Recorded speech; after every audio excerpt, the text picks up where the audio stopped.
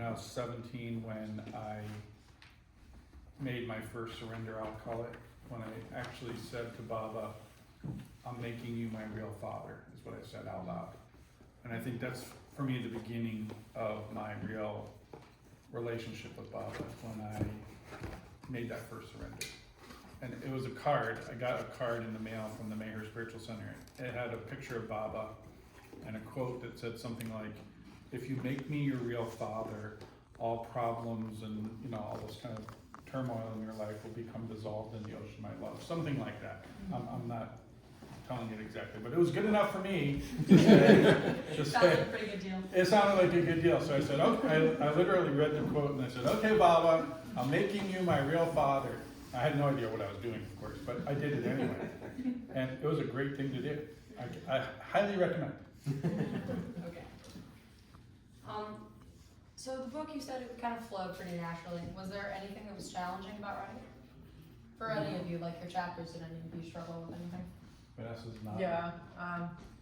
Well, he was encouraging me to write. I'm more of a visual artist, so writing for me was not really my element. But That was gonna be one of my other questions. yeah, so I when I started writing, I did find that I was like, oh, I want to share this with the world. I think people would not just enjoy hearing it, but it would strike some chord in them. And now that I'm like 55, I was like, well, what is my legacy going to be? Like, what am I going to leave behind? So I thought, well, my children or my grandchildren would read this, and it would be a way for that to go out to the world. So, but yeah, it was. I felt vulnerable.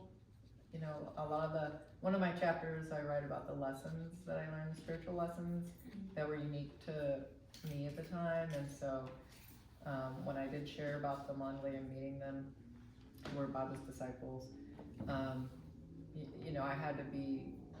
It was like I had to share kind of a weakness at the same time as sharing like an answer to the spiritual path that was in that. Did you feel vulnerable just writing it, or was it more the idea that you're going to publish it? I felt vulnerable writing it, and then when it was published, I wanted to put my head in the sand and hide. Like an But I was like, okay, I'll be brave and I'll put that out there. But he's been great at encouraging me to write. You're a great writer. I think he's biased because we're married, but Must be a little bit. it'll be fine if he encourages me, and then I become a better writer for it. Like I think, projects is his love language. So I don't think. I mean, he's already got 4 other books. I think he's wanting to write, and so we're now writing another book together where we're kind of going. Sometimes sentence by sentence, so it's been a evolution of that, and it'll be his first fiction book. Ooh, what is it about? Spiritual fiction. It's about Khwaja Khizr. Yeah. What is that? It's a special Sufi master who appears anytime somebody has a need but they don't have a spiritual master in their life. Khwaja Khizr comes and helps them. Oh, that's cool. Yeah, it's really cool. It's a guardian angel for all almost. That's a great way of saying it. You want to help us write? Sure. That's a great sentence. I'm an aspiring writer, actually. I have a similar thing with like the wanting to stick my head in the sand thing. Yeah. People ask to see my writing. Yeah, I think with love being the subject, it's kind of, you have to be vulnerable with love. It kind of demands that. Yeah, it's not a trivial matter by any means. Yeah, so you have to kind of reveal your journey or, where you are with love. And so that was, yeah. And your relationship with Baba isn't always something that you go and you announce, like, hey, I'm talking to Baba today and he told me to do this. It's not, that doesn't happen. So, sharing those things was more intimate. As for you guys, for like contributing authors, how did you guys go about like deciding what you were gonna write? You have 1 or maybe 2 chapters you get to put in this book. How did you choose what you were gonna write about? For me, it was very challenging to decide what to write, and I like your title. oh, thank you. And through the process of doing it, of writing this chapter, I learned that rather than expecting myself to write something that is, deeply profound or true for everyone, I can't do that exactly. I leave that to Baba, and instead I simply wrote my perspective, like what I experience, and that way it takes the pressure off from writing something that is, you know, profound. Instead, I can just write how love appears in my life. It's a good way of looking at it. To write for yourself, it's definitely a lot easier than trying to please every single person. Yeah, and I had to overcome myself, because when I sat down to write about love, I wanted to write truth about love, and I realized, well, that's what I have Baba for. I like reading what he says about love. So I couldn't just list everything that Baba says about love. There's already a chapter for that. I stopped just short of crafting a question specifically for Baba. I was like, oh, I couldn't be able to. That's a great idea. I want to hear your question for Bob. That'd be great. Well, I was kind of rushed on time, but I almost, because I was going through at the end, I was going through and like skimming all of the chapters in the contributing authors section. So, and I didn't know how many of you guys were going to be here. So at the beginning of each one, I'd be like, okay, your name is this, and I'd write it down, and then I'd look for something to write. Oh. So I have one specifically for you, Jack. Oh, hot seat. You have a quote that says, "You are the universe getting to know itself." I thought that was really interesting. Could you expand on what that means? Yeah, it's a concept that I've heard other physicists or scientists use, because all of the matter that exists was here at the beginning of the universe, and through the process of stellar evolution, you know, the material becoming atoms and things that eventually create humans. In a purely secular sense, in that way, we are the universe knowing itself, because we are made of this constituent matter that then is able to think and study the matter itself. So that's, From the idea that energy never dissolves or disbands, Yeah. or is form created, you're saying? exactly conservation of energy. Mm-hmm. So your energy gaining consciousness and examining itself. Yeah. Can I say Oh. something, respond to that? You know, Baba says that we each are our own universe. It's a mystical thing he says in the 20s. Wow. So, just take it to that level. We really are God, universe, getting to know ourselves. Yes. So that's extra depth for that quote. Yeah. Okay, I have a slightly funny question. I could have looked into this for the answer myself, but I kind of wanted to hear it from you guys. I was looking through the table of contents, and a lot of the chapter names were very self-explanatory, or like seemed like something expected. And then there was one that was just titled "Love is Gandalf Slaying the Balrog." Yes! I would love to hear about what that is about. It's self-explanatory. So, you know who Gandalf was? Not particularly, I fear. Okay. I'm a little That lost. makes it more interesting. So there needs to be some context. So when I grew up, one of the things that I stumbled upon was Lord of the Rings by Tolkien. And the three books were like nothing I'd ever read in my life. Deeply profound, talk about profound, deeply profound lessons woven into these 9 characters who are taking the ring to Mordor to destroy this ring, this magical ring. And in the process of all that, Gandalf is guiding them as a wizard, and they go through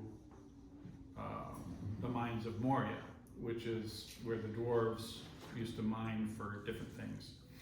And they encounter a Balrog. A Balrog is like a demonic or devilish creature that is extremely powerful. And Gandalf is also extremely powerful. So as they're being chased by this Balrog across a bridge, Gandalf tells them to run. Like there's no way they'll ever be able to beat this Balrog. He knows that. He just says, run as fast as you can. And so they're running, like hightailing it out of the mines, and Gandalf turns on the bridge, and he just puts his staff down, and he says to the Balrog, "You shall not pass." And the Balrog is stunned, like nobody No, ever said spoke that to the before. Balrog like that except his mother, right? so there's this giant demonic creature just looking down at Gandalf, who's standing his ground. And then the Balrog tries to whip him with a flaming whip, and you see this shield around Gandalf that, you know, stops the whip from slaying Gandalf. But they both end up falling into the chasm around the bridge. It's a long story, but as they're falling, Gandalf is now tumbling, and he has a sword, but his sword is also tumbling through the air. And the Balrog's tumbling, and they're just falling down into this abyss. And there's a choice. And the choice that Gandalf makes is, well, this is a bad situation, but I'm gonna do my best. And he grabs his sword, and then he actually tries to go faster and faster toward the Balrog. And then they meet in midair, and they're fighting each other in midair. And eventually they land at the bottom of this abyss, and Gandalf has slayed the Balrog. The symbology of it is, and I put this in the chapter, that he started off this battle as Gandalf the Grey, that was his name. But after he slays the Balrog, he's known as Gandalf the White. His robe has changed, and he is much more powerful than he was before. So, in symbolic terms, there's no Balrog. It's within. It's always within, right? So in the spiritual path, Baba says, anything you experience outside, whether it's a ghost or an angel or a demon or whatever it is, there's only one. So it's all within you.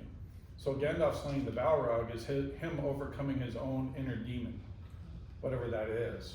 And I think everybody has one at least, but it's all very personal, right? So his personal demon was vanquished, and he emerged as even more bright and more powerful. So you're picturing that him slaying the Balrog is like him vanquishing his inner demons of love. That's right. Okay, that makes a lot of sense. And before you go on, Oh. you should tell everybody how Baba came about to read. Oh. So one of Baba's disciples was Margaret Krask. She was a dancer, a ballet dancer. She was very fiery. I met her, I knew her. She was very outspoken. And she put the Lord of the Rings, the books, in a box with a note saying, Baba, you have to read these, and sent them to India. He got this box. So he had it read out, the whole thing. He had it all read out to him, the entire 3 books. And he commented on it, and he said, I am Gandalf. So it fits. That's awesome. I never knew that Bob liked Lord of the Rings. He loved it. Now I have to read that. Okay. So I have a question about whether or not you write often. I know the answer to that now. Are you guys all writers, or is this more of like a one-time thing for you? You all? Jack? Yeah, I haven't published anything until this. Why is that? Why is that? Good question. Well, I suppose it's the same issue that I had writing this chapter, which is that feeling of that I'm chasing some deep fundamental truth in my writing and falling short of that. I suppose it's the same as what you said. You want to stick your head in the sand because, you know, some self-doubt, and I think that's what slows me down on my journey towards writing. So hopefully this is the spark that I need. Yeah, I was gonna say, do you think that like writing having this chapter published is gonna help? I think it might, because it helps me to see that it's more important that I get my perspective out rather than curating my perspective. Yeah. I would agree with that, because on some level we all have an inner perfectionist, and when you write something to be published and shared with the world, you gotta get over that, because nothing is perfect in this reality. The perfect love that we receive through Baba, but once that comes through us as the filter and the lens with our unique perspective on reality, our unique personalities, our unique fingerprint, right? Our unique divine frequency, that all transforms. So for me, I'm a lover of words. When I sit to write, the words come and come and come, and they, you know, that's another area where the filter can sometimes be helpful to stop me because I am prolific. I have one book that I've published, and then another one soon to be on the way around the love frequency, which is really the essence of what I write about in the chapter that I've contributed. Can't wait to see it. Lovely. Yeah. So that's your main topic, right about its love most, would you say? I would say it always comes back to love, because that's our deepest human longing, to receive, to give, ultimately to embody. I would say that the kind of sweet spot of what I write about is how we can come to a deeper experience, embodiment, and expression of love by transforming at the DNA and ancestral lineage level. Oh, yeah, and you're Dora, aren't you? I am. Yes. In your chapter, you talked about generational trauma. I read a bit about that. My mom she thinks a lot about that. She does a ton of work with that. And I just want to ask you, what advice you would give to people who are using love to mend generational trauma? Well, I would say first and foremost that love is our universal essence, our language of unification, and that the love that exists within you, that Baba helps us to open and remember and receive, is capable of healing everything within, anything. There is no limitation to what can be healed through love. And that so much of what we carry in our daily life comes through patternation, through our ancestral lineage. And so Baba opens the doorway to come into love from that divine perspective, where each and every one of the strands of our DNA and all of the energies and emotions and patterns that have been carried through our lineage generationally, from our bloodlines, our mother line, our father line, all can be transformed through that love in a way that changes your each and every day, what you're able to create and experience and express through the voice of Baba, the voice of God, as it moves through you. So you think that we carry those past experiences from our ancestry with us daily? We do, and now for those of us that have been in these fields of healing for many, many decades, we now know from an epigenetic perspective that any unresolved trauma that has been carried through our lineage is passed on, both from a psycho-spiritual perspective and a physiological perspective. Sometimes it's not until the second or third generation that begins to demonstrate the expressions of that trauma, that it is with certainty carried, because that's part of how we evolve in our humanity. It's like a baton that gets passed generationally. Like, here, I couldn't quite get this one complete, it's on to you, right? And because you have chosen that to come into a family lineage that has that pattern for the development and progression of your soul and your journey. So it's like a debt, almost like a connect. Well, I would say it's more like a relay, because you are the champion of your life, of your greatest embodied expression of love and success from a holistic perspective. And that our lineage comes to evolve. That's how our humanity evolves. And so any pattern, whether it's betrayal, abandonment, addiction, grief, loss, any suffering that has not been resolved on the individual level is passed on generationally. Like a torch. Like that torch, like, here, you got this, I believe in you. And then your lineage comes as champions for you, even when you can't see or always feel them. They're always there cheering you on for your liberation and your greatest fulfillment. I feel like the whole book could be written just about that. Yeah. It's Probably, it's yeah. such a tremendous subject. With certainty. I'm sure there are great books written about that. Yeah, And and my, well, my first book is on how we can heal trauma at the DNA level through these realms of aromatics. Like in my chapter, there's an aromatic formula that I give. I also made it, dedicated it to Baba this morning. But using the plants, using nature as allies and sacred medicine so we can come to those places of liberation within us to say, okay, now I am free and I'm able to pass on that freedom to the generations that are coming after me. Like, you know, my daughter Lily is how we came to the Baba Center and came to meet Baba the very first time. Whoop, whoop. How long have you been going to the Baba Center? Question for all of you individually.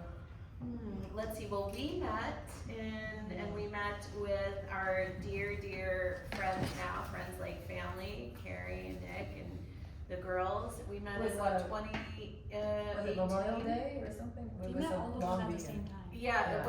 was it when we went or was it when we went with your school? No, it was when we went. It was when we went we met all of these guys. 19, so maybe Yeah. Johnny was on his deployment. So 2019? That sounds great. Yeah. Maybe 2020, because we moved here in 2019. 2019, right? So, or Or maybe 2020. Maybe 20. Oh no, 2020 was COVID. Yeah. I think it was 2020. It was after COVID. Yeah, It was I think it was after 2021. I don't have the greatest Hmm. concept of time. It's just It was right. I think it was the first week that the Baba Center had opened. Mm. Oh, right. Yeah. Yes. So that's the 2021 then. What's that? Often matters. So it was like 2020. Yeah. Tracy, when was the first time you went to the Baba Center? Kathy Riley dragged me to the Baba Center Aw. not long ago. And it was just a transformative experience because we were sharing a cabin together and had a meditation practice. And we turned the lights out when you're on vacation. You know, it's hard to manage your disciplines. And we turned the lights out, tucked ourselves in bed, and I realized I had not meditated. So I started meditating while I was lying in bed, and unbeknownst to me, Baba showed up at the end of my bed. Wow. Standing there in delight. He threw up his hands and said, "Oh, someone who's open." And I said, "Oh, well, this is your home, Baba. Isn't everyone open to you?" And he didn't answer the question, but I knew the answer was no. And he just proceeded to bask me in love. And that was such a profound experience. I thought, well, this was worth coming here for. And so then she dragged me to Baba's house the next day, which I did not want to go. And After that you didn't. Then we yeah, talked. but it was just I like weird, but if it gets too weird, I'm. That is understandable. And I had known enough Baba lovers to know they could go in either direction. So anyway, we went to Baba's house, and I decided to sit in Baba's room and shut my eyes. And so Baba comes to me, and he says, "I just have one thing to say to you." And I said, "Well, good. I like clarity." And he says, "You do not have to carry other people's burdens for them anymore."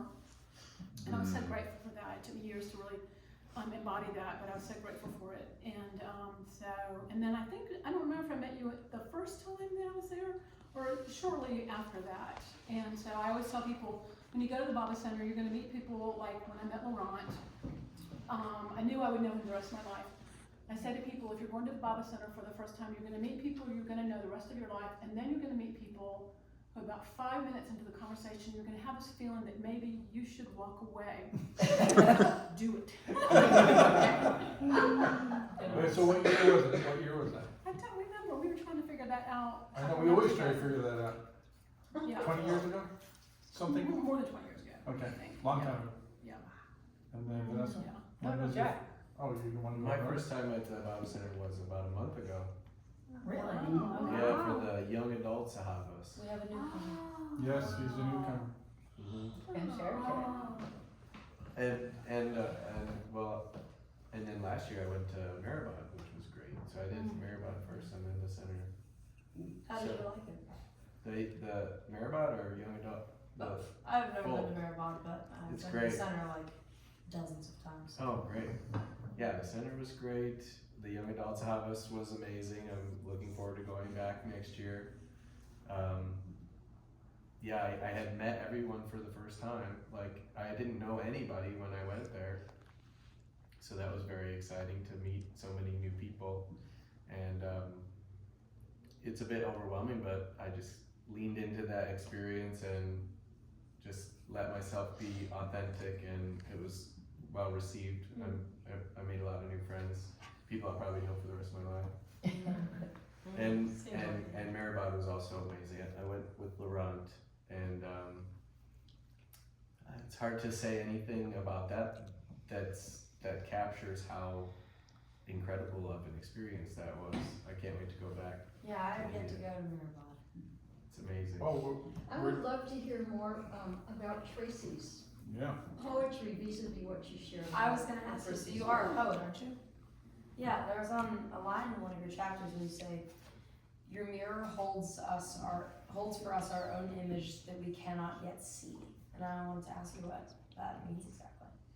Oh yeah, that was really what the whole poem was based on. It's the other subtitle of that poem is The Hands of Baba, and it was just so aware that, you know, any form we have, any image we have of God is really about an image of something bigger than ourselves, our best self, and how hard that is to live into. And so I'm so grateful for those you know, those mirrors, those images that Baba holds for us. And so that's what the poem was about. My chapter has one page, so it wasn't very hard to write. It was nice though, it was a good poem. Yeah, I actually have an answer to that question you have about lineage and love. I have a friend, Terry, her mother, by all accounts, I won't go into all the details, by all accounts, she never had a mother. And my friend Terry took impeccable care of her mother. I remember the day before her mother died, we were visiting her mother. My friend Terry paid for her mother's insurance, her food, her medicine, her rent, everything, and didn't have a lot of money. And was sitting there massaging her mother's feet. You know, what more can I do for you? And I remember thinking, my God, you know, my friend Terry is just taking impeccable care of her mother, and her mother died the next day. And I remember thinking, oh, my friend Terry has no regrets, you know, about her mother, who really, I mean, I won't even go into it, but really just nightmare stories about her mother. And so I was thinking about my own mother, who was an alcoholic and just, you know, struggled her whole life in family matters. And so I offered a prayer up one day, and I said, oh, this is enlightened self-interest. I said, what do I need to do to not have my mother in my next life? And the answer came to me very, very clearly, and the answer was, you can learn to love her unconditionally. And I thought, yeah, I guess I should have seen that coming, but I didn't. It took me years to, you know, I would fail, and then I would say, oh, I failed, and I'll try again. And it really, I didn't tell my mother what I was doing because I didn't want it to be an intellectual exercise. I just wanted it to be felt, and it really did profoundly transform my relationship with my mother. And I was with her the day she died. I was with her the last 3 months of her life when she was dying, and it was such a beautiful experience, and we were so able to connect in a way we had never connected our whole lives. And so I just think that simple matter of loving someone, and as difficult as that is, to love ourselves, to love our spouses, to love our children, to love God, to love anyone, anything, anytime, it's so difficult to do that daily. Do you think so? But it is very, I find it difficult to do on a second level. I do that, yeah. But I'm older than you, so. That's so, yeah. I don't tend to find, I think that it can be difficult to navigate matters of love, but I haven't yet found it very difficult just to love in general. I think it just depends on the person. For every person that is informed by the journey that we've walked in this life. And that's really the beauty of love, is that it is like a rose that is blooming, but it blooms eternally. And so there's always an opportunity to receive the aroma, the color, all the nuances. It's definitely not the same for every person. No. That's what makes us unique. Vanessa, we haven't yet heard about your first time at the Bible Center. were you going down the line? Oh, I was 7. Oh, wow. And my parents decided, because they couldn't afford to take us all to Mehrabad at the time. My mother had already gone, so they piled us all in a truck, and we drove all the way from California to South Carolina How many siblings do you have? in the summer with no air conditioning. Oh my gosh. Before the DDT killed all the bugs. So yeah, it was amazing. But we got there and I just felt angelic. I was 7. I remember running around in the forest, and I just never wanted to leave the place. And when you're 7, you don't have a lot of comparison of life or what, but I definitely felt at home and that sense of home. And then we ended up going back when I was 14. And again, feeling home, but this time being old enough to meet the women who were running the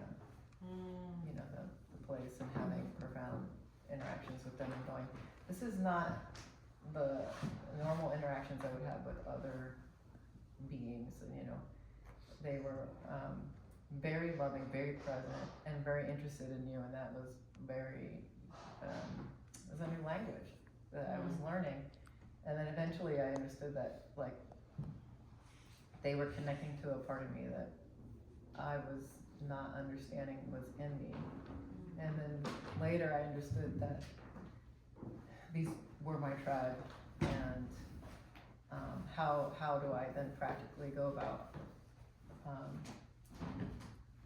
Integrated.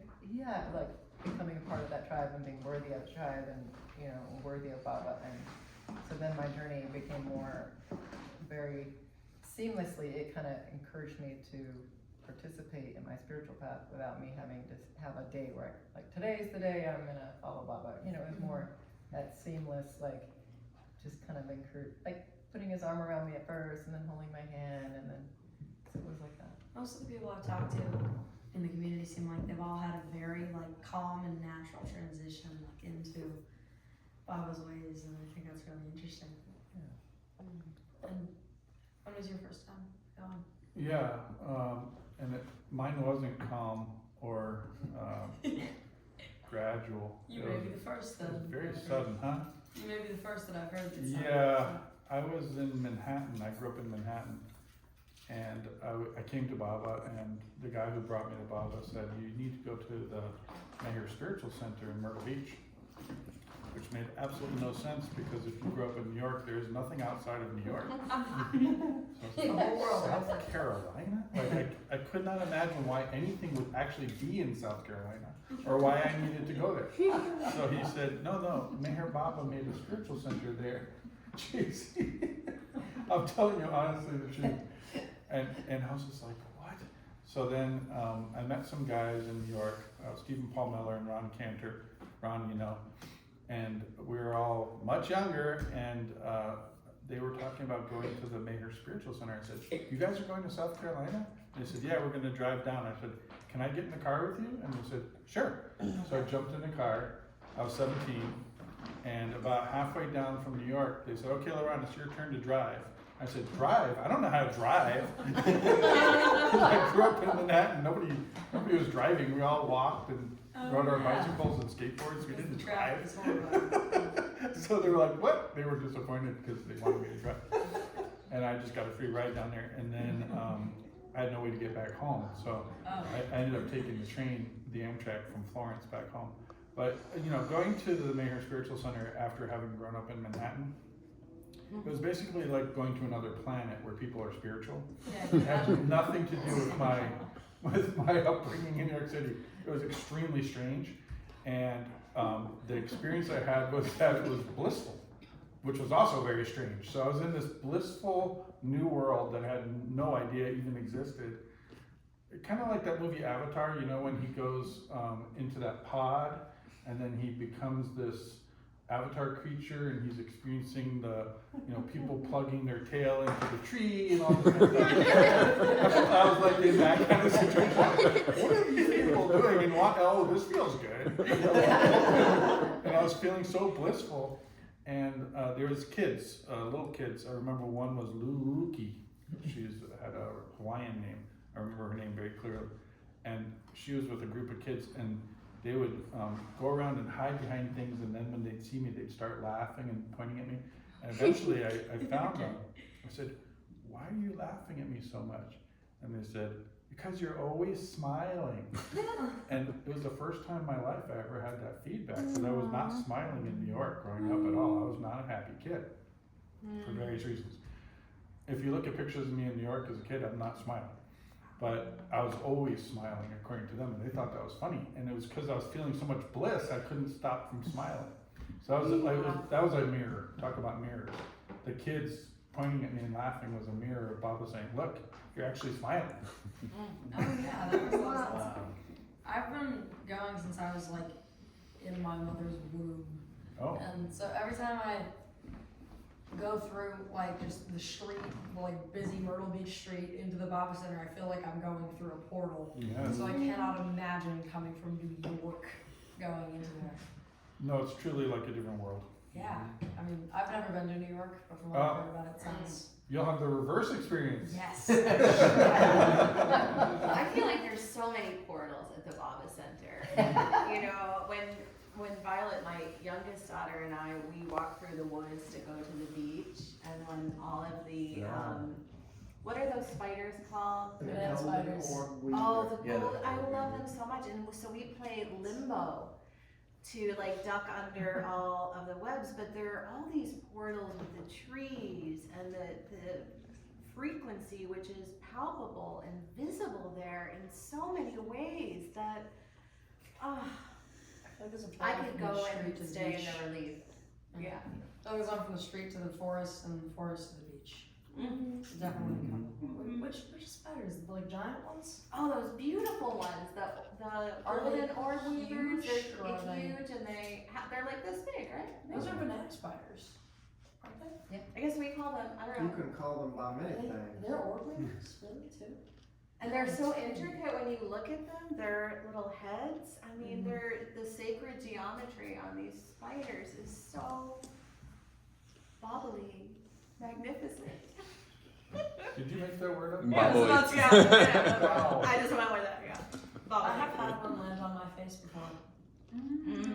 And how was Just that? as magnificent up close, just a little more unsettling. Wow.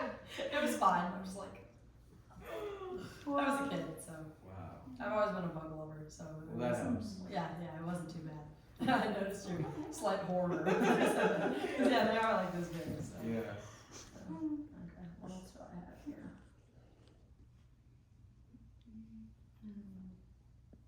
Oh, Vanessa. In one of your chapters, I can't remember if it was the preface or just one of the chapters in the book, you say, death brings new beginnings that are sometimes hard to digest. I wanted to unpack that a little bit. Yeah, I feel like it's interesting. I mean, I've had to really embrace in this life the fact that like the destruction of like things that I have built in my life or identities have had to really die for me to, you know, go forward, and that was a form of love. And then every time I would, you know, go through a phase like that, you know, I would be like, oh, okay, have a breather, and then I would start to realize I was already going into another phase of like something else that was having to go through a destruction. So, you know, I started seeing that was like how he was working with my heart, because every time my heart would open a little deeper, I would have a little more compassion for other people, maybe, or empathy, or self-care for myself. It was definitely a type of, death was as much a part of love as, you know, I guess creating love and serving others in love. Yeah, I mean, the end of all things is the beginning of something else. Yeah. It can just be really hard to look at it that way sometimes, I think.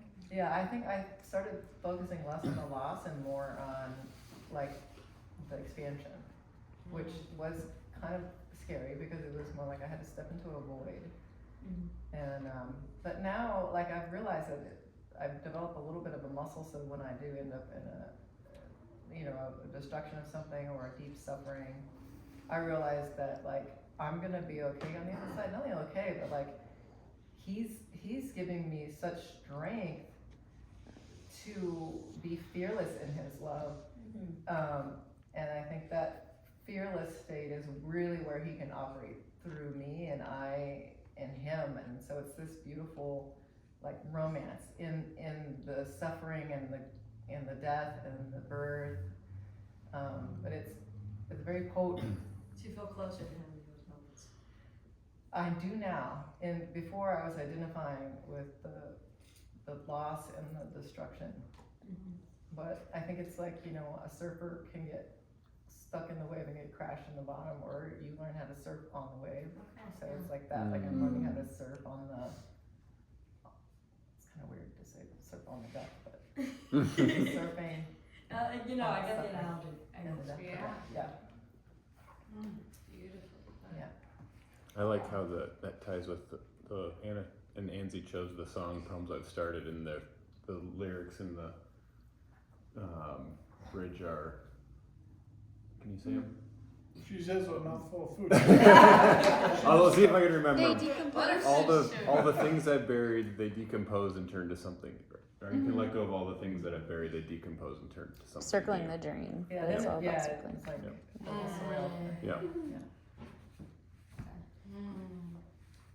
If you guys have any questions, I'm about to open it up. I have like a few more that I need. So. Let's give Phoenix a round of applause.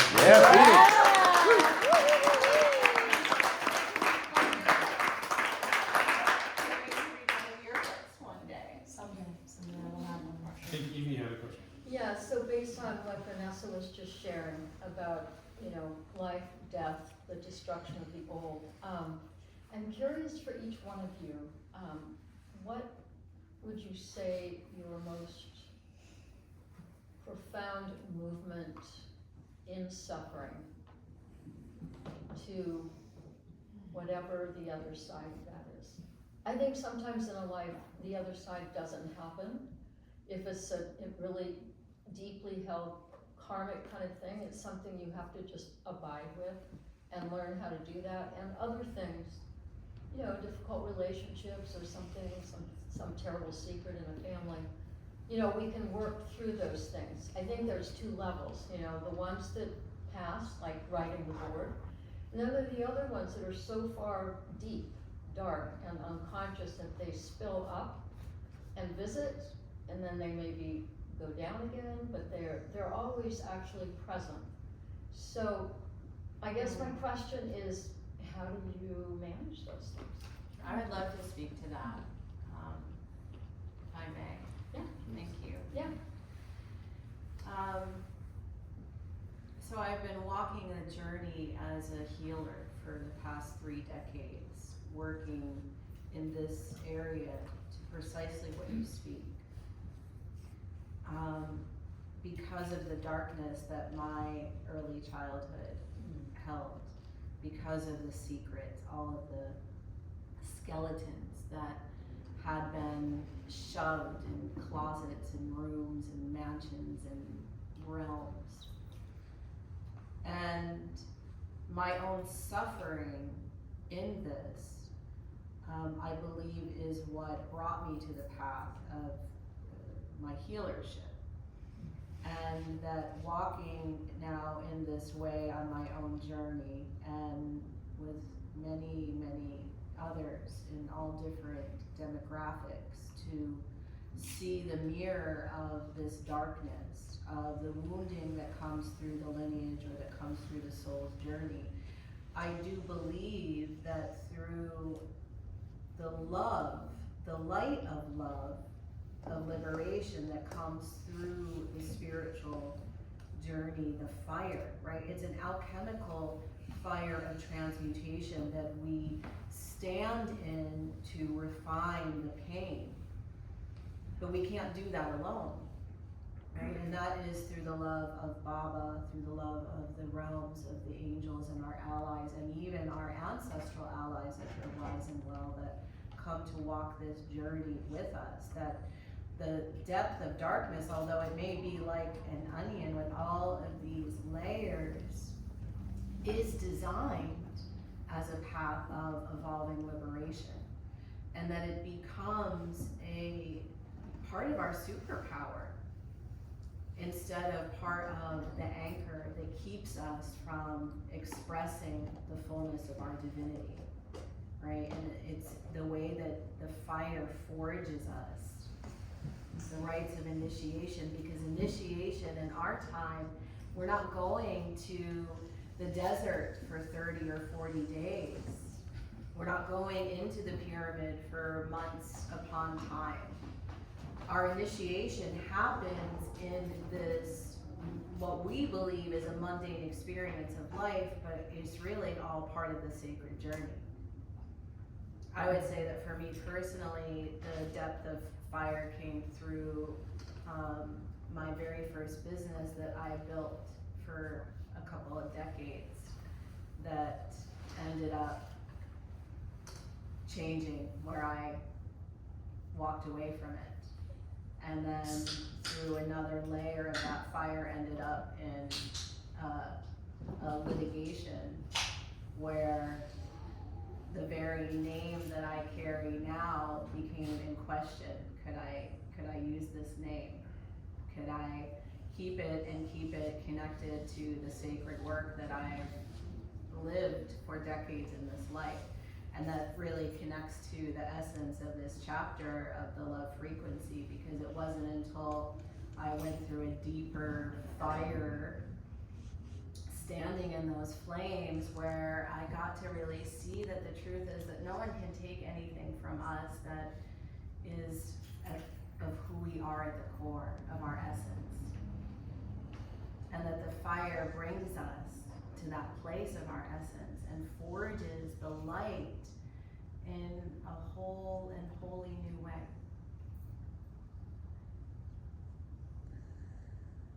One of the things I've been dealing with around darkness is what's happening politically in the United States. It's really having a big impact on me, and been thinking about, how that's impacting almost everybody I know, particularly I find it's impacting women, because they recognize that they're being attacked. And so I was listening to a podcast with, I don't know if y'all know the poet Andrea Gibson. She died recently.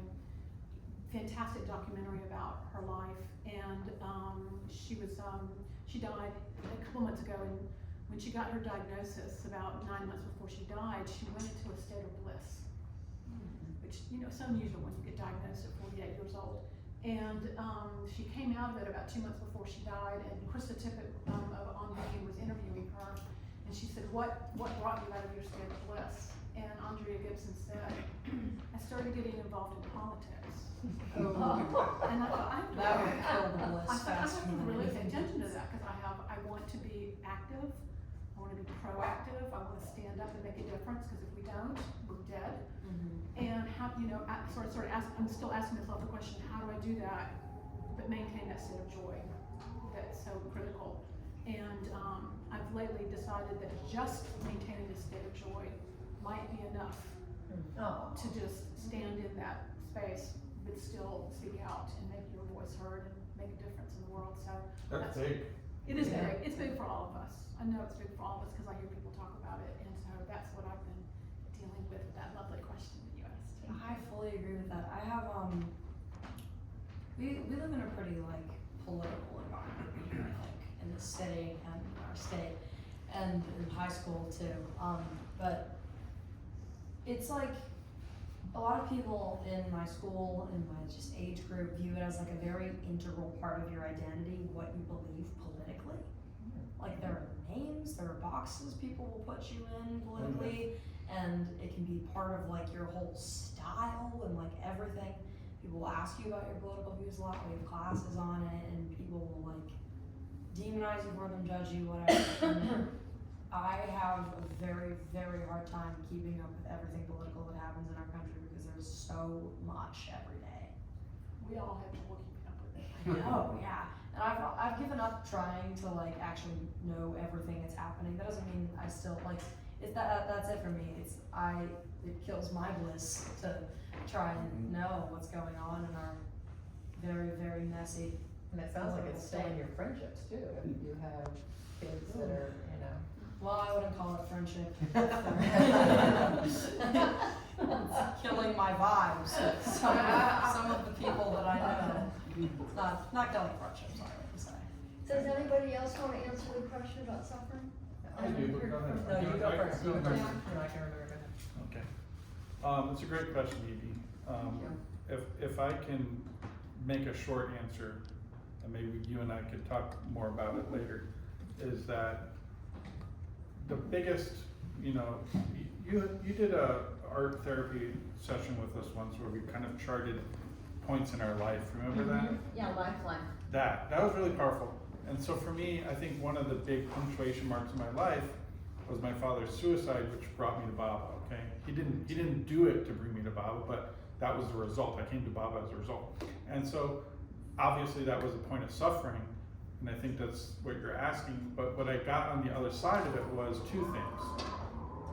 One was, very simply, I need to take care of myself.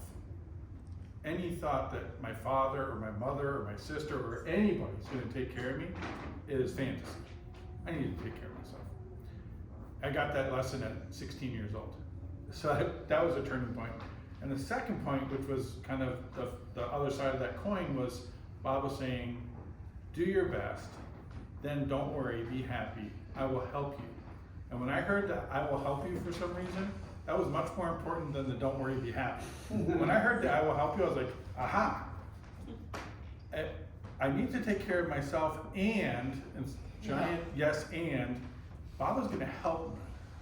You know what I'm saying? They coexist. They coexist, but it's almost like you don't get the grace without the effort, It's like Baba saying, yeah, you gotta take care of yourself, and I'm gonna help you.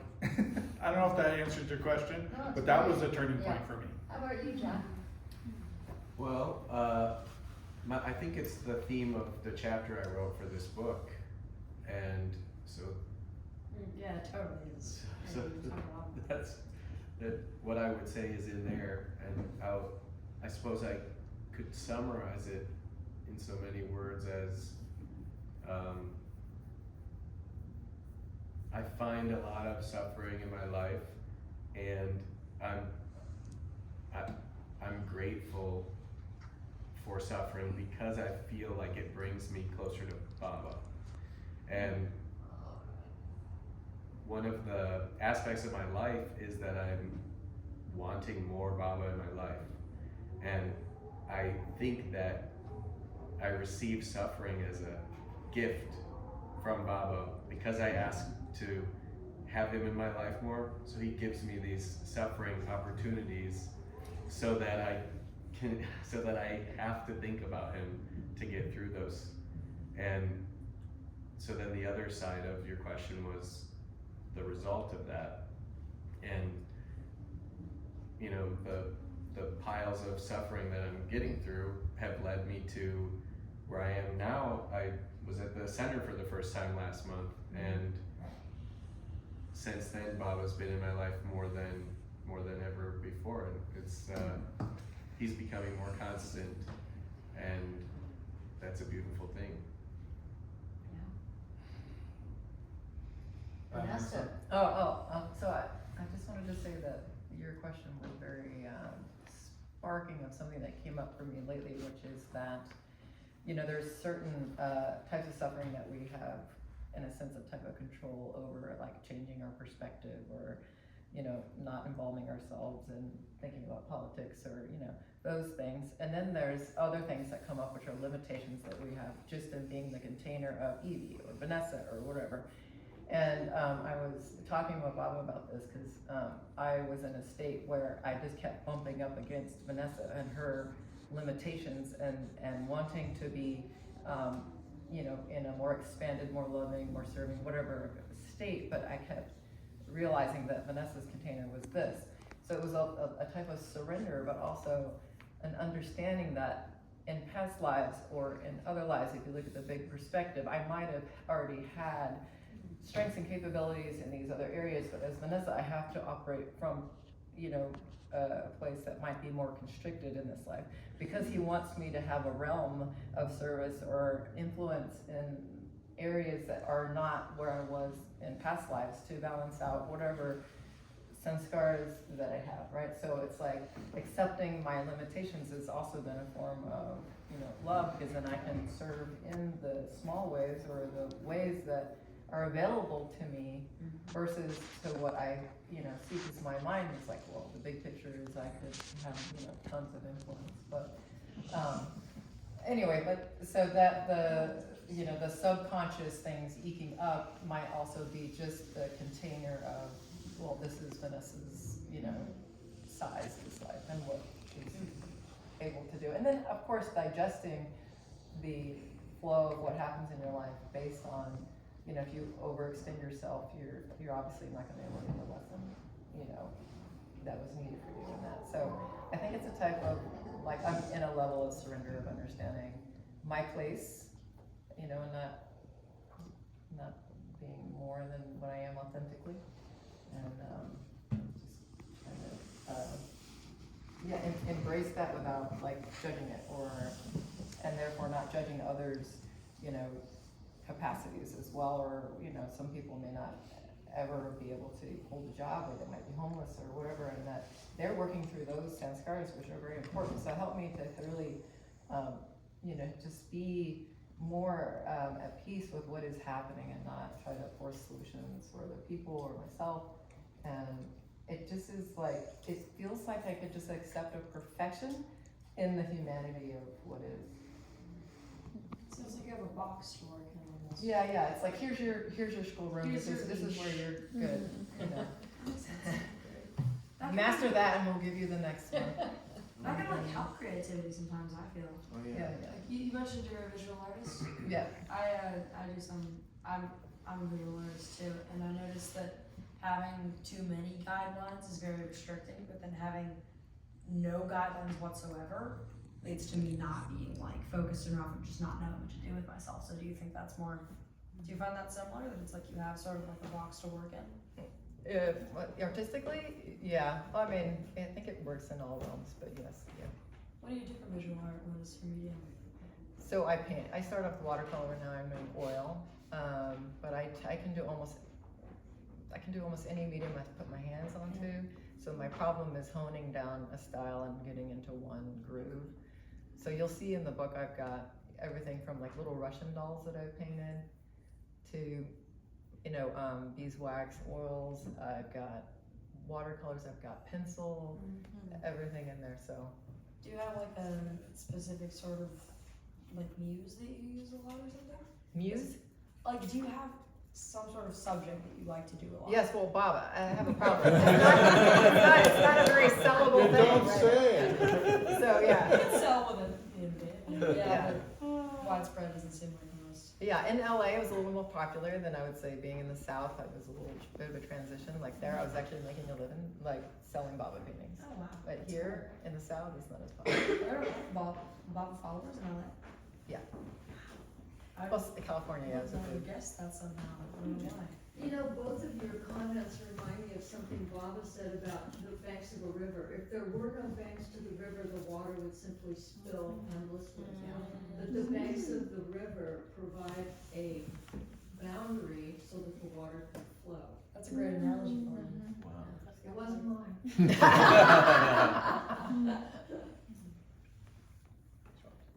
Yeah, go ahead. Yeah. Tracey has a poem?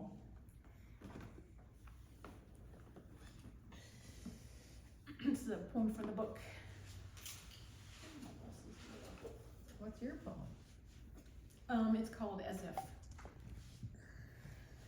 You who remind us what we, like children, so easily forget again and again.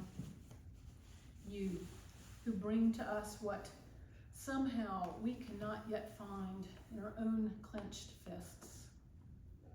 Your mirror holds for us our own shape that we cannot yet see.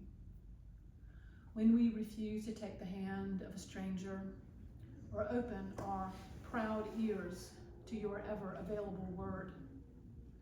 When our hearts are shouting, and they do, because we are so far apart from each other, hold our hand when our own palm is not enough.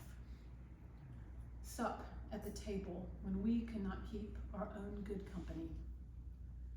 Help us to celebrate your world as if we could celebrate every day, as if we could as if each perfect snowflake could make a blanket to hush the din of words that separate and destroy. As if this day were perfect, as if your hands had taken our faces and cradled them in your inextricable grace and pointed us in the right direction towards love. So beautiful. Thanks for reading that. Thanks, Tracey.